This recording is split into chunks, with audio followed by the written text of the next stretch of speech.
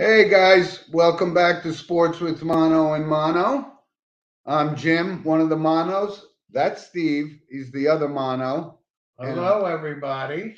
And yes, we are indeed brothers, which people think we kind of look alike, but I don't know about You can tell who's the oldest, obviously. that. Well, Steve is back in Monahan Studios today, so we're not going to have any technical issues, Steve. So, welcome back. Well, thank you. Glad to be back. And as always, our producer Rob behind the curtain. So, of course, we always start our show with the monologue, which is always sponsored by Coriano Trucking of Summerhill, New York, who, by the way, did not win the St. Joe's golf outing foursome scramble this year. She was very disappointed, but he'll get them next year. So, good luck, guy, next year. Good luck, guy. So, like I said, we started off with the monologue. So, Steve, take it away. Well, I think we're about a week out from college football. Not even. I think Thursday is probably the opening day. But what I found fascinating, again, this whole new landscape of what college football that we're in for, and specifically the name, likeness, image thing. Okay.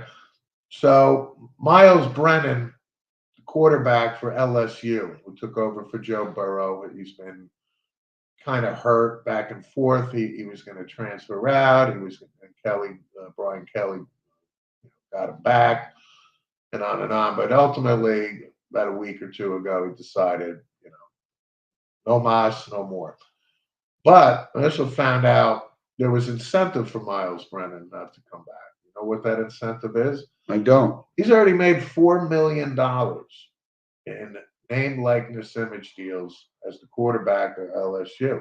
Wow. So Miles Brennan, I think we all know, would not be a number one draft pick quarterback. I don't even think he probably would translate to the NFL. Good, you know, he's quarterback at LSU. He's a good quarterback.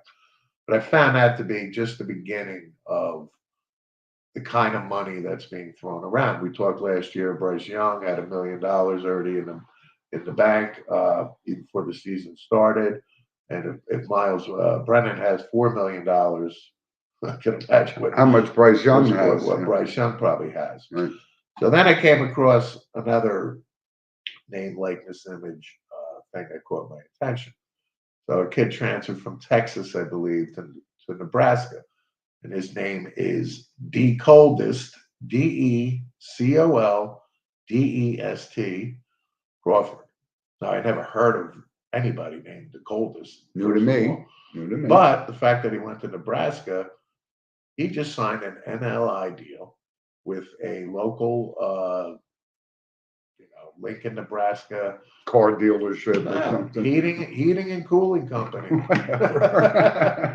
Okay. So DeColdest just landed $105,000 in his pocket for doing a couple tweets, a couple spots for this. But I just want to bring that to everybody's attention. And again, with the transfers and everything else, um, the landscape of college football is it's not what it once was. And then I just want to finish on college football real quick. I saw um, the first, let's just say, discussions that the power conferences are dropping the bomb, and it's going to come either this year, next year, no later than 2 years out. What's the bomb? The bomb is they're leaving the NCAA. The NCAA is not going to have anything to do with the superpower conferences. They're going to be their own entities. And the fact that they're already looking to break out of this, that's what's going to happen. The NCAA will have jurisdiction over many other sports, but I'm telling you right now, folks, college football will be its own entity with these superpower conferences. Well, you're absolutely right. It's funny, Steve, that you brought this up because I wanted to bring up Miles Brennan, leaving LSU and quote unquote retiring from football, which was kind of big news. But that I didn't know about, Oh, yeah. actually. I guess people are tired of the NCAA, right? The governing body of college sports, right? They want. Why can't we just do this on our own? So is that what's happening? I There guess? is no governing. It's they're in it for the money, right? And that's it. Mm. We just saw this past week as well. TV deals were signed with NBC, CBS, Fox for the Big Ten and all this other stuff for huge money, And billions. Over a billion, and ESPN was not included in that. That was big news as well. Well, I think actually. ESPN. If ESPN doesn't want to be included, then they don't want to be included, right? I mean, if ESPN wanted this, ESPN.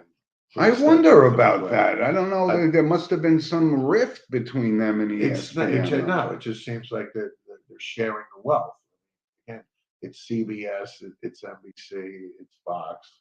And you know what that means? That means like a Big Ten game will be on Fox, NBC, and CBS like every Saturday, right? At 1, 4:30, and Right. 8 o'clock. And who's negotiating this? The Big Ten or the NCAA? I don't know. The Big Ten. The NCAA has nothing to do with it. I'm telling you, folks, they're breaking off into these super conferences, and that's the way it's going to be. Yeah. Especially once USC, UCLA head to the Big Ten, and Texas and Nebraska go to the SEC. Okay, now Notre Dame is still Waiting for the best deal they could get. Well, of yeah, course, I right? mean, as of now, they're still independent, but they still have money coming in from NBC. That contract's up, I think, a year or two at the most. And they're a big attraction. It's appealing to all the conferences are going to wine and dine Notre Dame to Right. join that power conference, right? I mean, what would make probably the most sense is the Big Ten for Notre Dame, if they do. But listen, if NBC ponies up, or maybe ESPN ponies up, right, and gives Notre Dame the big bucks. But Notre Dame's going to get a big payday. It is. So It is. college football's fast upon us. Yep. So let's stick with college football for a second. So obviously the preseason polls come out, and right, we have the usual suspects, right? Alabama, Georgia, Clemson. I don't know what that means. I mean, obviously it doesn't really mean anything except going into the season. But these are three powerhouse schools, and they're not part of the Big Ten, which, to your point, so that's going to be the interesting factor about this power conference structure, right? There's probably going to be what, three conferences, right? Three superpowers, I guess. No, they're talking 6. There's going to be probably 6. Yeah, but where is 6 You got power the conferences? ACC, But they're not on the Georgia, Alabama, Clemson level, though. No. Ohio State, that kind of thing. That's why I don't think there could be 6. That's why, like, the Cincinnati's and so on and so forth will be part of it. So, I mean, there's going to be conferences. 6. It's not going to be 120 teams like it is now, right? It's going to be probably 60, something along those lines. It is completely different from when we were growing up, right? So even New Year's Day is not going to be the same, right? Not at all. Right. No. But it's going to be a play, and the college football playoff is going to expand, right? It's not going to be 4 teams. It's going to be at least 8 to start, probably, right? Maybe more. It could be more. Maybe more. It could be more. So the whole landscape has changed.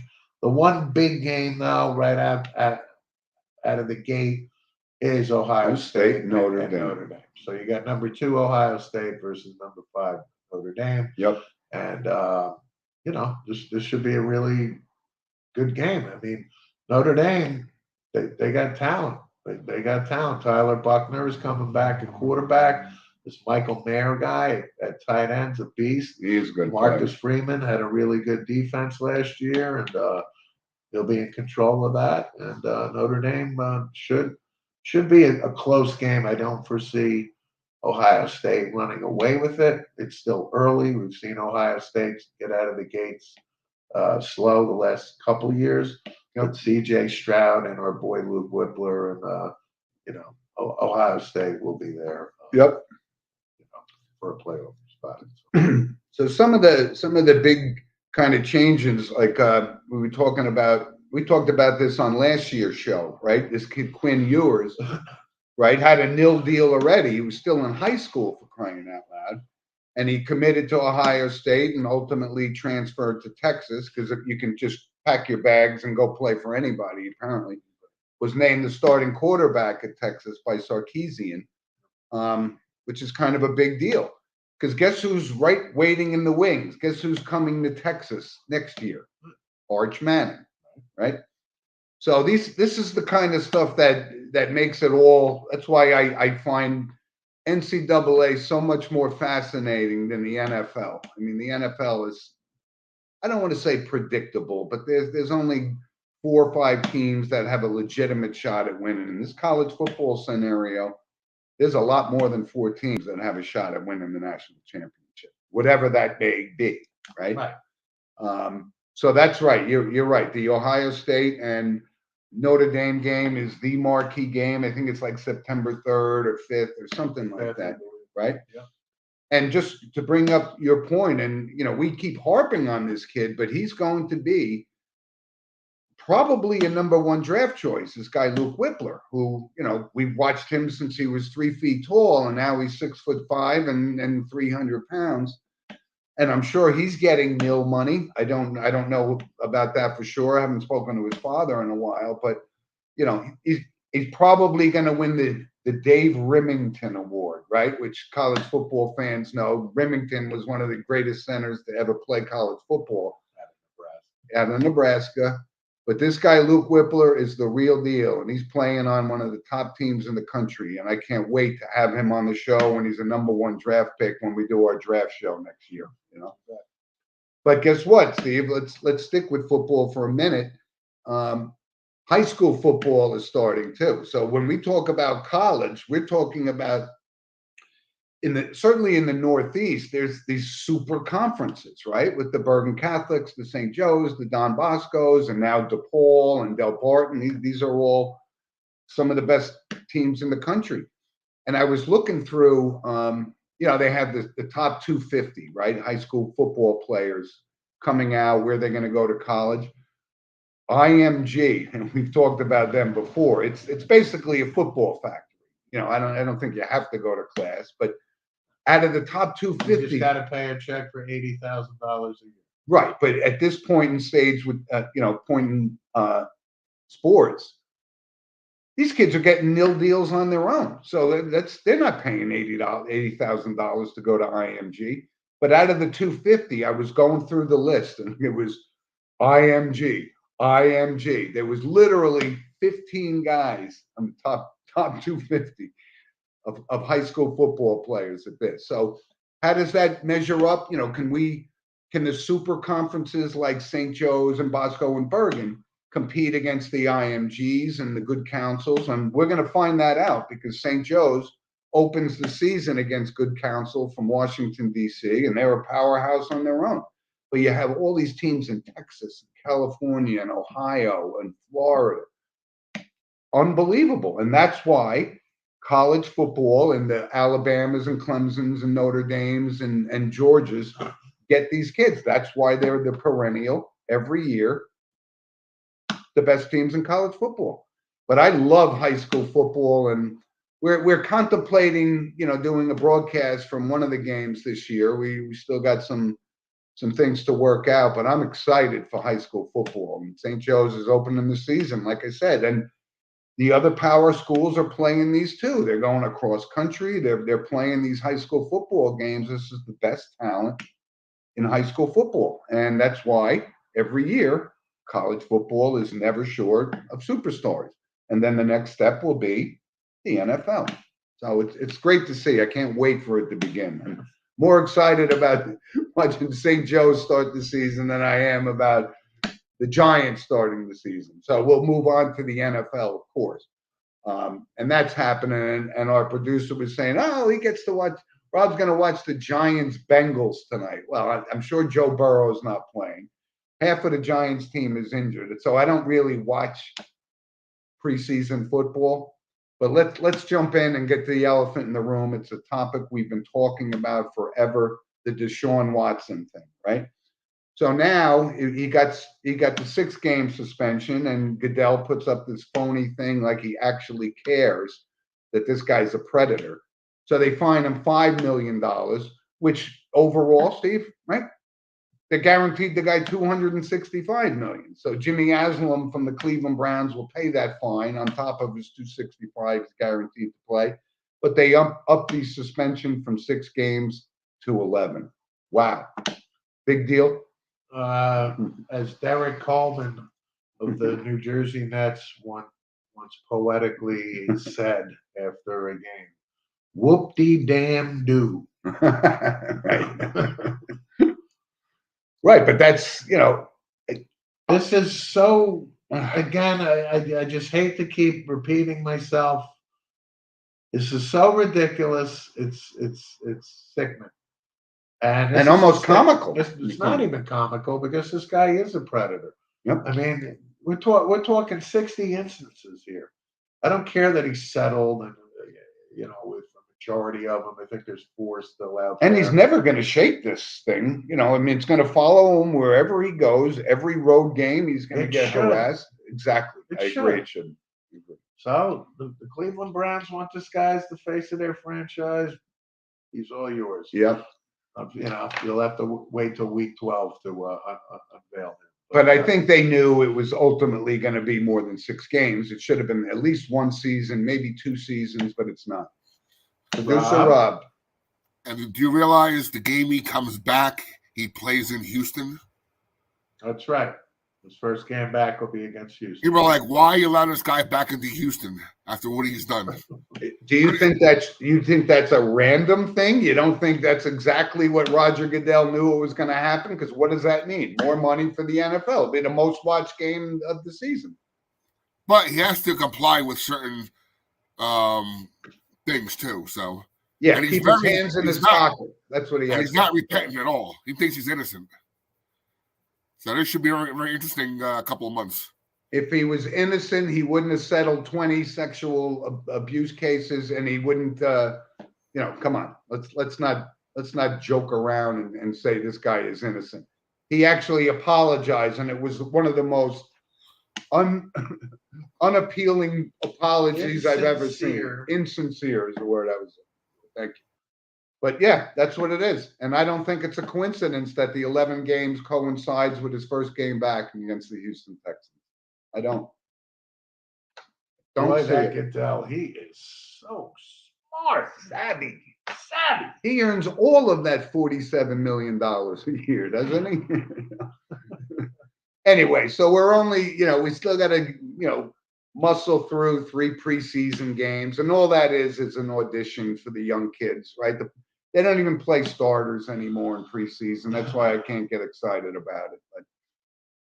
But the other thing, Derwin James, highest paid safety in history. And this is what Steve and I have talked about 1,000 times. The bar gets set, and then it just keeps on going. And, ultimately, Lamar Jackson will be the highest paid guys. We watched when Patrick Mahomes signed that contract saying, oh my God, this is unprecedented. $500 million. It's not even going to be in the same ballpark what these guys are making now. It's insane.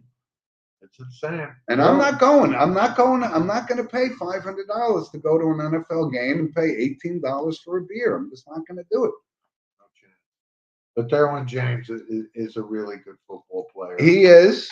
He is. Is he Ed Reed? Is he, not yet. Is he Ronnie Lott? Nope. Right. I mean, those two, Ronnie Lott, number 1, Ed Reed, 1-A, are the 2 greatest safeties ever to lace them up. Yep. But Derwin James is a nice player. And again, this is the market.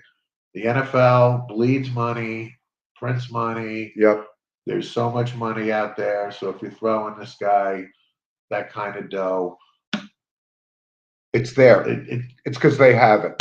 Right. And it's just not going to stop. And the well will never run dry. The well is not going to run dry. Yep. Hey, so good for him. We're okay with this. No, sure. But here's one other thing. And this is the biggest pet peeve of mine is these guys holding out that have contracts, right? So the one guy now who, let's give perfect example of this, is Roquan Smith from the Bears. Right. And he's under contract, right? Playing in his final year of his rookie contract. I don't think he's, Jack Lambert and He's the Bears' best defensive player. okay. But the Bears said, listen, you could hold out all you want and you're not getting paid. So he just showed back up into camp and said, I'll take my chances on my performance. So he'll probably have a great year, but it drives me crazy that they cave into this, like the Deebo Samuel, same deal, into his final rookie year of his rookie deal. And I just can't stand that they can't honor these contracts and that the teams buckle in. And I think the Bears did the right thing. I mean, the Bears overall are kind of a mess, right? I mean, they can't even put the grass in on the field to play a Listen, they got a new preseason game. GM, new coach in Eberflus. Listen, But they needed that. They needed to they shake needed it to up. put their foot down and say, listen, I'm not paying you right now. And you know what? You watch. It's probably not out of the realm of possibility. He shows back up into camp, and then they give him thing, and Roquan Smith will be the highest paid linebacker in the game for 10 minutes until somebody else comes in and gets the money. But I hope this was a sign of things to come. I don't know why, again, I've said this to you 1,000 times. I have no idea why this burns you. Because they're under contract. Okay. And when your contract is up, It means nothing. but it should mean something. It means nothing. My point is, it doesn't mean anything, but it should mean something. Well, it doesn't. Well, okay, so the Bears say, hold out all you want. You won't make the $12 million you're scheduled to make this year. It is a pet peeve of mine. I know we can never see eye to eye on this. It doesn't bother me. It bothers me Because a lot. I don't care. I don't. But it's setting There is no honoring contracts. Why The not, Steve? NFL, Why the not? NBA. It just doesn't. Baseball, they honor contracts, Well, don't they? Hockey, do. they honor yes, contracts. they do. Have you ever seen a hockey player hold out under contract that says I'm sitting out until I get a new deal? Off the No. top of my head, I cannot say I remember the last time. So call me a traditionalist, but that's how I feel about it, right? Anyway, so let's move on to one other thing in the Hall of Fame category. Steve called me on Wednesday and came up with a very clever headline. Say it is so, Joe. Because on Sports with Mano a Mano, our passion is Hall of Fame is the elite of the elite. And we talked about it last week. And so they came down, and it's a shame. It's hard to even believe that it's come down to a senior, right? A senior category voting Joe Klecko into the Hall of Fame. And I'm so happy for Joe Klecko. And I'm not going to rest until we have Joe Klecko on our show to talk about how long it's taken and why it's taken so long. But quote unquote, it's not official yet, right? These are the 3 Hall of Fame finalists, which is Chuck Howley, which is near and dear to Steve's heart, right? The only player to win MVP And he's still on a alive at losing team. 86 years old. Yep. But can you really believe it's taken these guys 50 years to get into the Hall of Fame? It drives me crazy. And the third guy's Ken Riley, who was all 70s cornerback for the Bengals, and still senior career, 5th in all-time interceptions in the National Football League. So what took these guys so long? But I don't get it. But I was so happy that Joe Klecko is getting in the Hall of Fame. And It makes me. again, it's not official. I mean, they have to go to this next level by where they have to be approved by 80% of whoever the hell. Yeah, whoever these guys are. I swear to Christ. I swear to Christ. If Klecko is not, or Howley, We're out. Oh, We're it's out. not going to be good. We'll talk about pickleball before we talk about the Hall of Fame in the National Football League. But here's another thing, and I bring this up too, because there's other names on that list that didn't make it as finalists, which means they're never getting into the Hall of Fame. And those are like Tommy Nobis, Randy Gradishar, Bob Kuchenberg. I mean, are you kidding me? These guys are not Hall of Famers? How is that possible? Doesn't make any sense. Tommy Novus. So is Randy Gradishar. So is Carl Mecklenburg for the most part on the Bengals. I don't understand who these people are and why they think they're qualified to determine better than Sports with Mano Mano. We watched these guys. I doubt that half of these guys that have votes actually know who Randy Gradishar is. But he was great. He belongs in the Hall of Fame.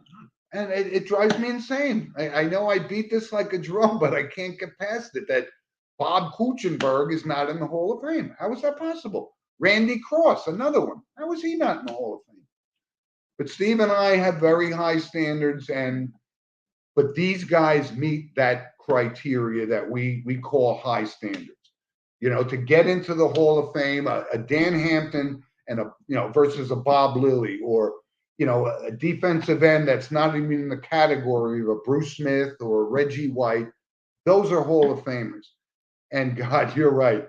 If by chance they do not vote Joe Klecko into the Hall of Fame, I don't know how to say we're done, but we're done. We're done. Yeah, we're done. Wow. I'll say this about the NFL. Why I guess I keep coming back, and so soon I'm not going to be coming back. So during work this week, or a couple lunch hours, I come across, and I've seen it and haven't seen it in a while, is the Oakland Raiders, Miami Dolphins, 1974 Sea of Hands game at the Coliseum. Mm-hmm. And when I tell you, well, such a fantastic game, it's unbelievable. Matt Moore is a rookie on the Dolphins. Yes. He returns the opening kickoff, right, for a touchdown. Yeah. 7-0. The Dolphins defense, the two-time defending champs. Jake Scott gets hurt, I think, in like the first 2 minutes of the game. Big. It's such a huge loss. Jake Scott, all pro. Jake Scott, number 13.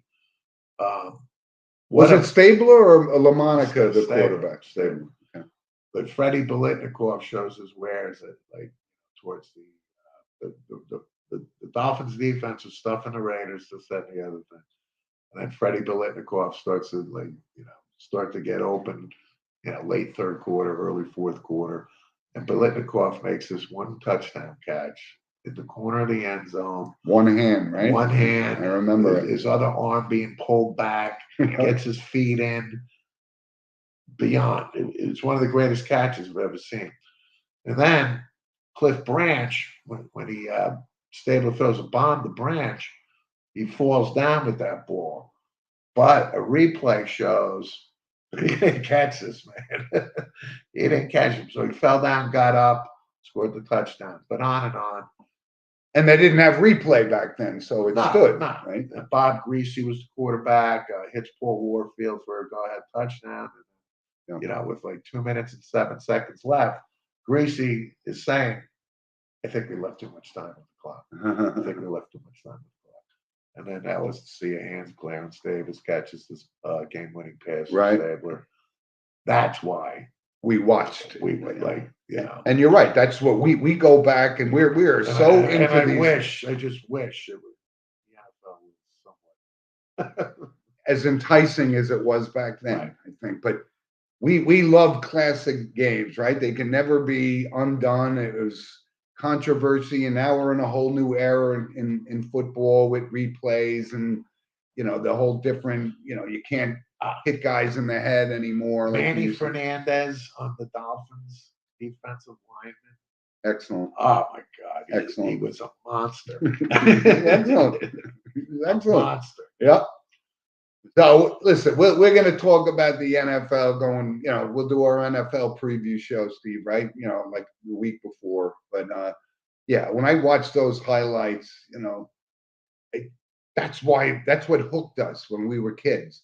And we've been hooked all along, but we're starting to lose a little faith in either the credibility or the hypocrisy of the NFL and so forth. And like I said, it always It's a started lot for of me. it's a lot of cumulative It factors. started for me with the whole concussion thing and that they denied it all along and didn't pay these guys. And these are the very people that made that league what it was back then. And you're right. Great point. Let's move to the diamond, right? Major League Baseball, right? We're in the dog days of August, and Yankees are struggling, right? They're kind of struggling, a little Not kind of frustration. struggling. Lost 15 out of 19.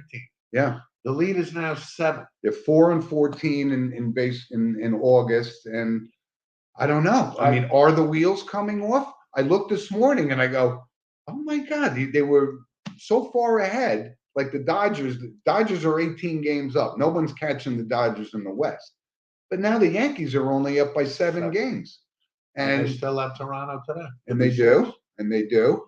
So listen, Judge is having a monster year, but we always said these 220 hitters, it's ultimately going to catch up to them. And it has. And the pitching, right? It couldn't be that dominating for an entire season. So they faltered a little bit. And it boiled over yesterday. Aaron Boone at the press conference, getting very, very tired of answering the same questions. And I don't blame him. I kind of like Boone, but I will always mention this to you. It's the standard question and the standard answer. We got to play better, right? And Derek Cole, I know you've always been, let me say, challenging me on his effectiveness of being one of the top pitchers in the game. And I still do, but you're right. He's got to be better than 9-6 and a 3.0 ERA. I agree with you 1,000%. I do.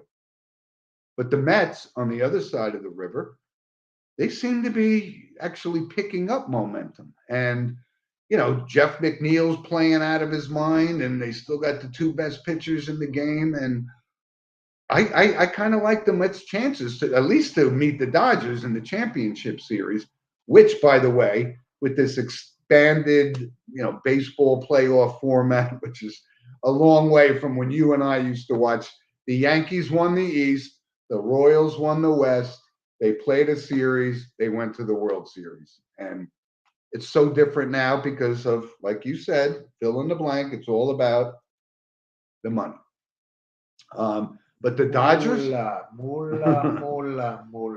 but look at the Dodgers, man. They are just rolling. This guy Gonsolin he's 15-1. Sonny.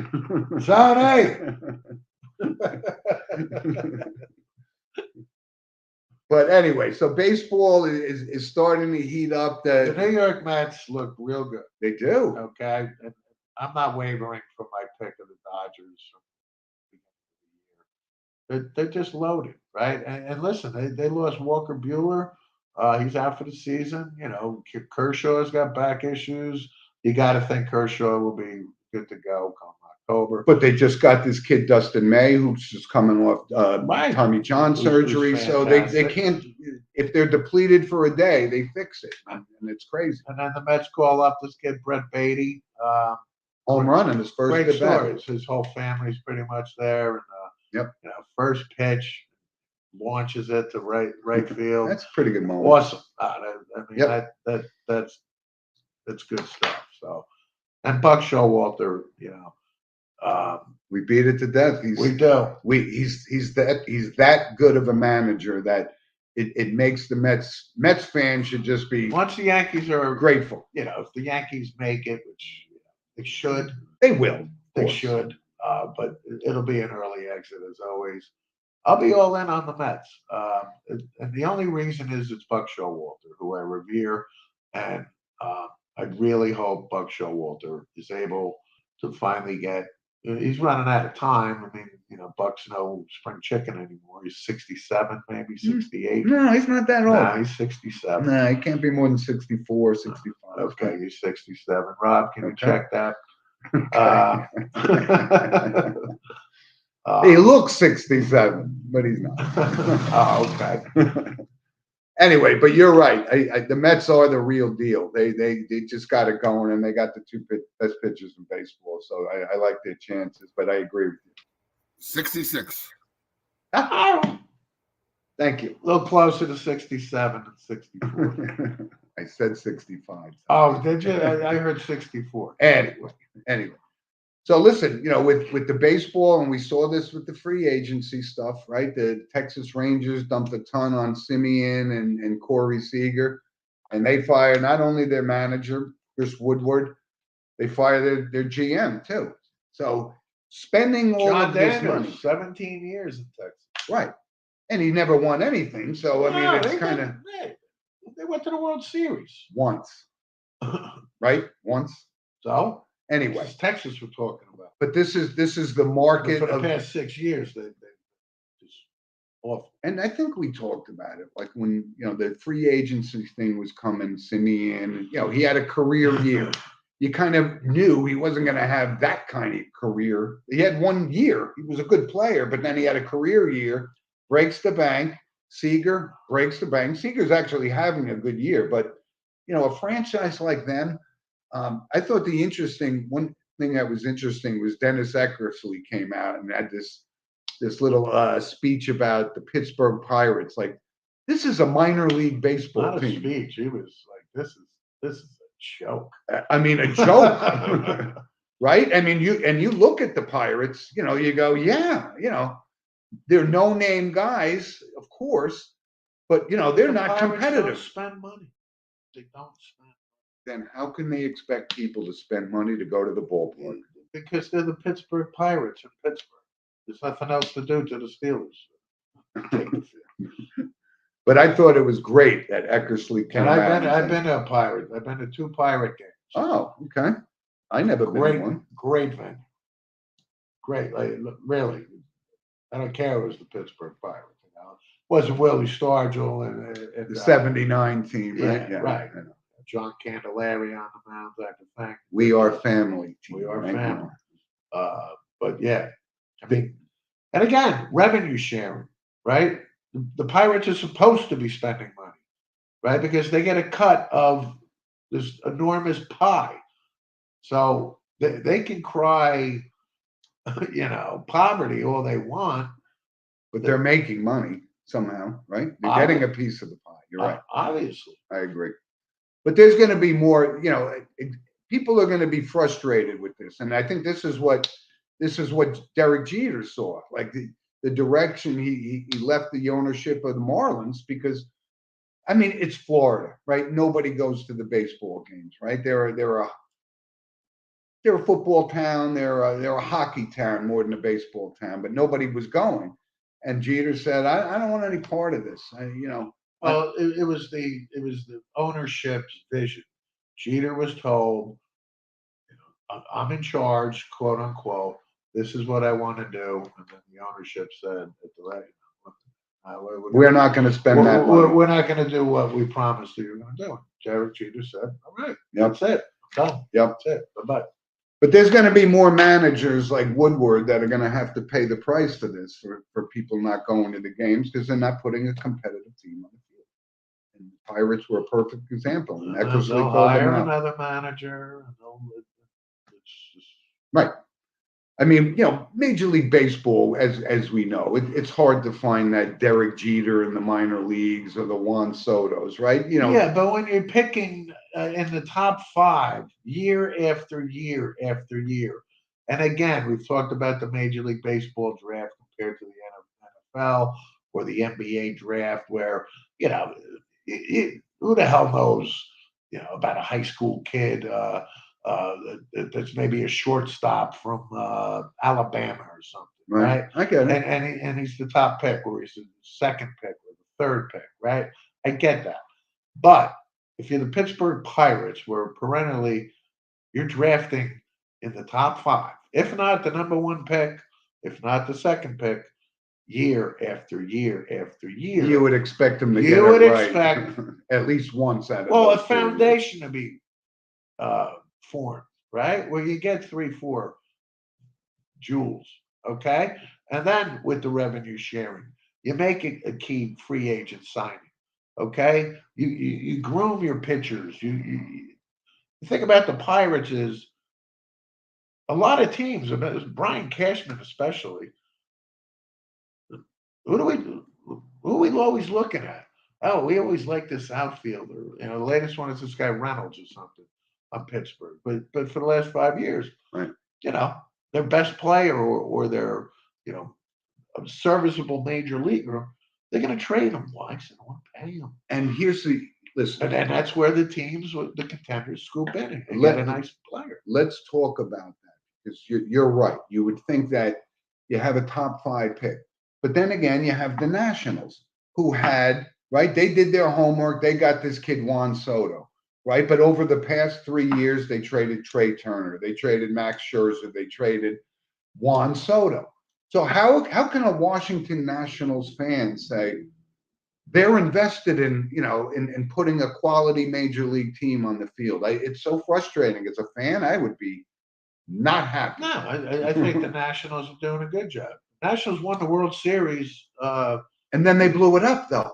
Yeah, 2018, they won the World Series. yeah, Why blow it up? because it was unsustainable. Mike Rizzo is a damn good GM. Mike Rizzo is a talent evaluator of talent. Mike Rizzo is a scout. Mike Rizzo knows baseball.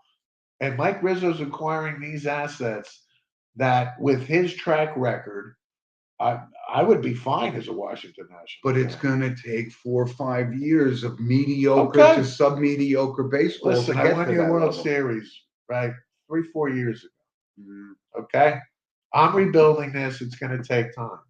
But to me, if you have somebody with credibility who knows what he's doing, as a fan, I have faith that he's going to restock the cupboard with bona fide players, and then in 3-4 years they'll be back. The problem I have It's with cyclical. it, Steve, It's cyclical. I know, but it shouldn't be. You should always try to put the best team on the field and not blow up a World They Series do. championship. The Texas Rangers, you think when they signed Seager and Simeon, they didn't think they were trying to put the best field team out there? Yeah, and look what happened. It's complete For that disaster. year, but that's not For a that that's year. not a situation that Seager and Simeon are in the twilight of their careers. So it's But they just signed them to all these big contracts. to win it now, and they're 25 games under 500. Okay, so I'm not going to the games. my point is, Texas wasn't sitting there trying to tank. They're trying to win.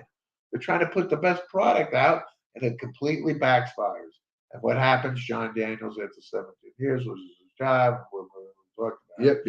But we can run through every major league team, and majority of them. I get you. The Cincinnati Reds have been dog shit for 20 years. For 20 years, I know. dog shit. The big red machine, dog shit. But they had Joey Votto to build around, and they just didn't. And now, so they unloaded their best pitcher, right, Luis Castillo, right? And if you're a Cincinnati Reds fan, you go, what's going on here? Why would you trade one of the best young pitching prospects in baseball to get 5 potential minor leaguers to build around? That means they're another 10 years away from Because putting they're a not going formidable to team. pay Luis Castillo, Garrett Cole money. But that's what you need to do in baseball. But they're not going to do it.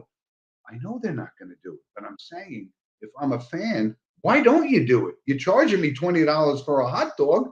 Pay these kids. Because it's Cincinnati. We're not that far off. We just can't get 100% aligned, you and I, on this concept of blowing teams up and building for the future. Because as we know, the future may never come. It's It may true. never come. Anyway, let's move on. And I'm just going to bring up one thing in the NBA and it's not Kevin Durant, it's not Kyrie Irving. LeBron James, the commissioner, as you know, of the NBA, just signed a 2-year, $97 million deal. So, they're all invested in LeBron, who's, rapidly approaching 49 years old. I'm 39 years old, but he wants to play. He's the commissioner and said, I'll sign this deal if you can guarantee that my son will be the number 1 pick for the Los Angeles Lakers next year. And that's kind of why I can't get involved in the NBA. It doesn't matter where he winds up in the NBA. That's not going to be the Lakers. He signed a 2-year deal. Bronny's not eligible for another 3, I think it is. Right. Right? It don't matter. He's sticking around. He's going to hang around. Oh, there's exactly. no question for this dog and pony show. And if he gets drafted by the Ah. Sacramento Kings, then LeBron James will play for the Of Sacramento course. Kings. There's no question about I it. just hate that one player has that much power over a franchise And if, and the it's- league. and if the New York Knicks draft him, gee, guess where LeBron's going? Exactly. And it'll certainly put fans in the seats, but it The does, Knicks it's are not not going to make. lacking for fans in the seats. I know. I don't understand Mhm. why, but Neither they do should I. be. So let's move on to our random points of interest, which of course is sponsored by Lynch Toyota of Manchester, Connecticut.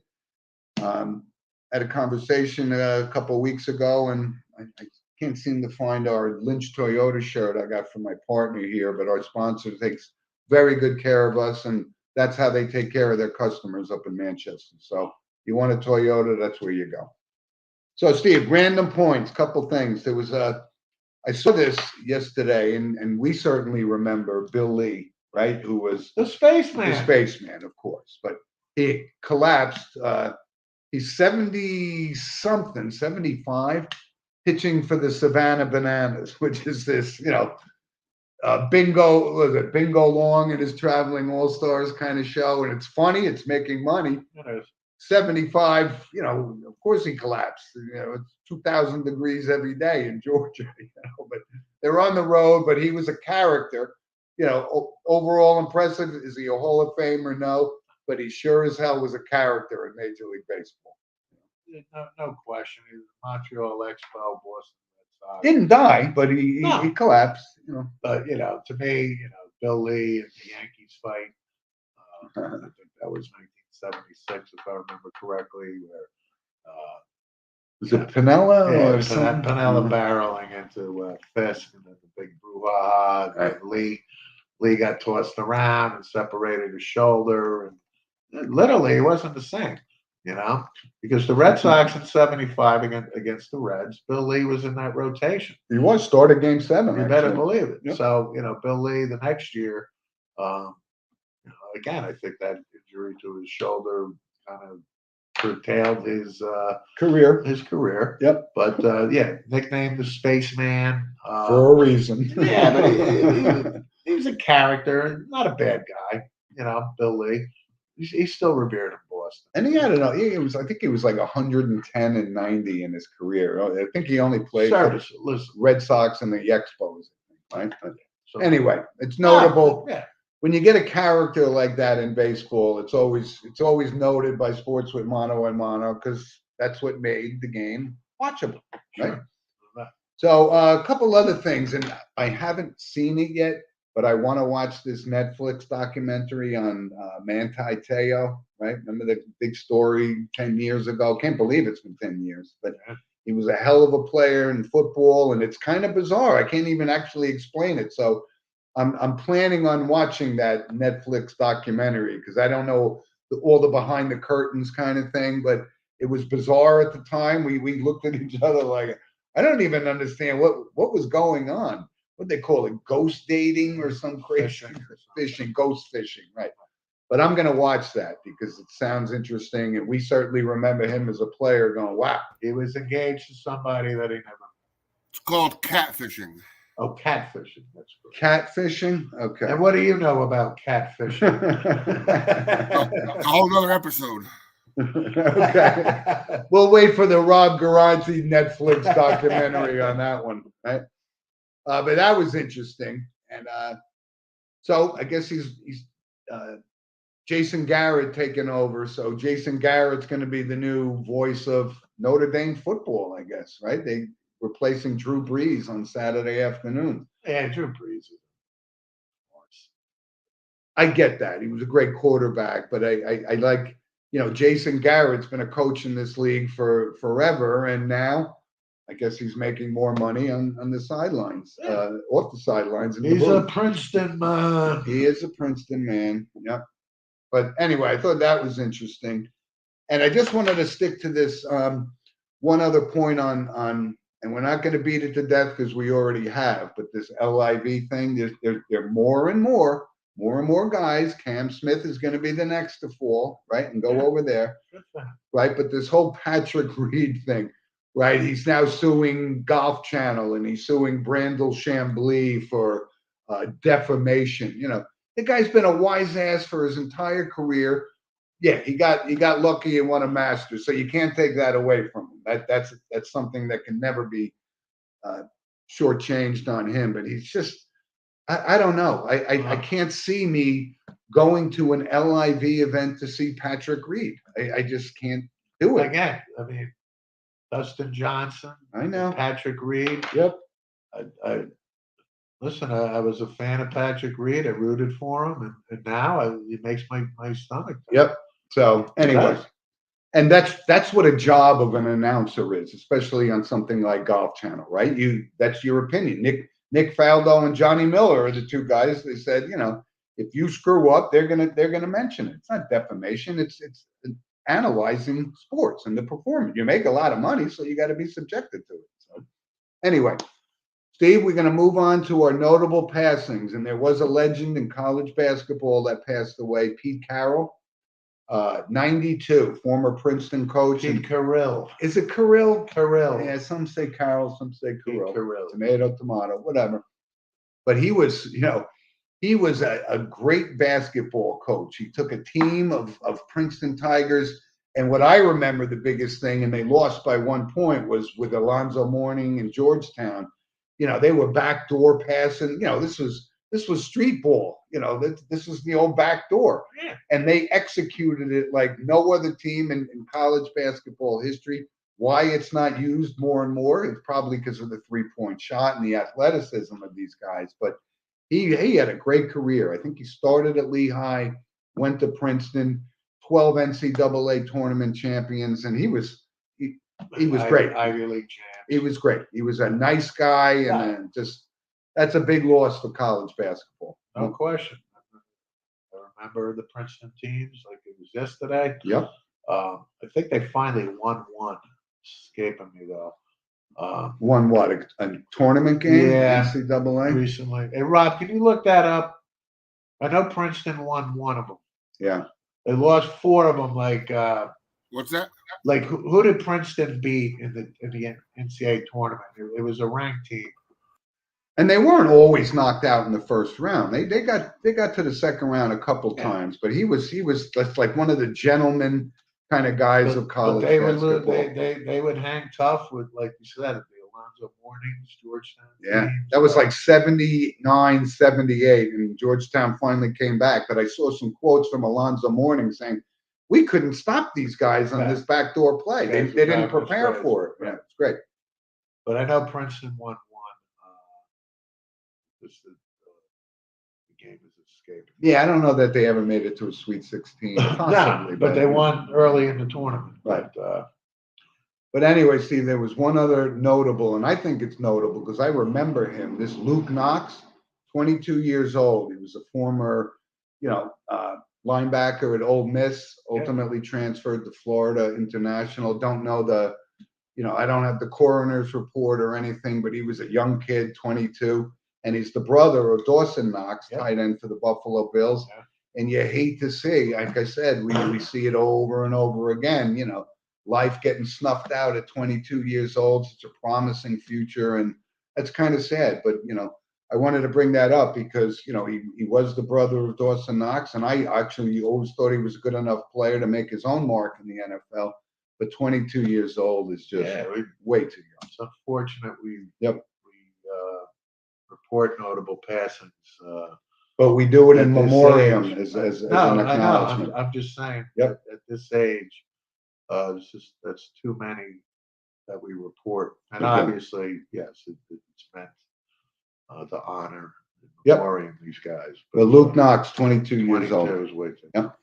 So listen, folks, thanks for joining us. And again, our show's picking up momentum. A lot more people are listening and watching, and we certainly appreciate that. And we, of course, as always, we would love to hear you. So send us an email at sportswithmonoandmono@gmail.com, and check us out on Facebook and YouTube and SoundCloud. You know where to find us. But we couldn't be more grateful to the people that we meet on the streets, and we talk to people, and they go, "Oh, I did listen to your show. It's really great." And that's perfect example is a guy that I work with, Abe, you know, who just goes, you know what, you guys have a really good show, and we're sticking with it. So we're, you know, when we ultimately have our own studio and then we start to do some remote things, I can't wait. You know? UCLA.